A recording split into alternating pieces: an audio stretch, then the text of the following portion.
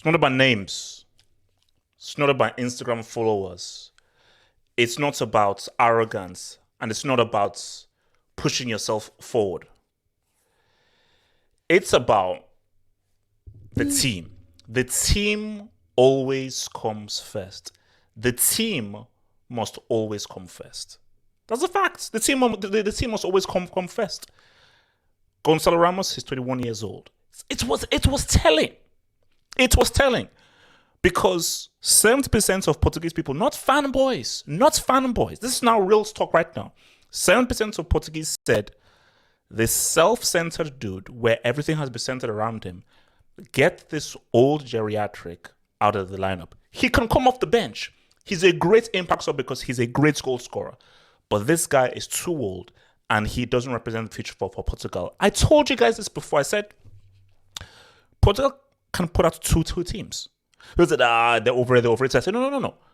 Portugal have one of the deepest squads. And with France's injuries, Portugal have the strongest squad. With the amount of injuries that France have, Portugal have the strongest squad because the guys that they can put in the first team, the guys that can bring off the bench are amazing. Where were you hiding this Cristiano Ramos dude? I remember him in UCL for Benfica. Where was he hiding? Did you see that G? He dropped a three-piece. He dropped a three-piece in a knockout game against a team that many of you said would beat Portugal. Guys, don't, because guys, I need my apologies. All of you said that, they're going to lose to Switzerland. That maybe that was Cristiano tax because we thought he was going to start. But any Portuguese who knows, I told you, this doesn't involve fanboys. Portuguese know that, wait a minute, we have a very special life. Because for me, look at that jersey right there. This one there. That's one of my favorite players of all time. I believe he's the most talented winger of all time.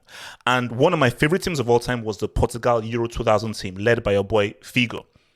But the talent pool that Portugal have right now, this is the greatest talent pool they've ever had. Did you see what LEAO did? He came off the bench. LEAO came off to the bench. He's a bench player. Look at the goal that he just scored. Santos, and people fear that Santos would never do this, but I think Santos realized that, wait a minute. Because my thing for Santos is, did he do this as a punishment for Cristiano, or did he do this because he knows that Cristiano is holding the team back? If he did it as a punishment, then he may come back. But if he did it because he knows what his team can do, he knows that. Look how good FELIX looks. Look at Ramos. He's a revelation.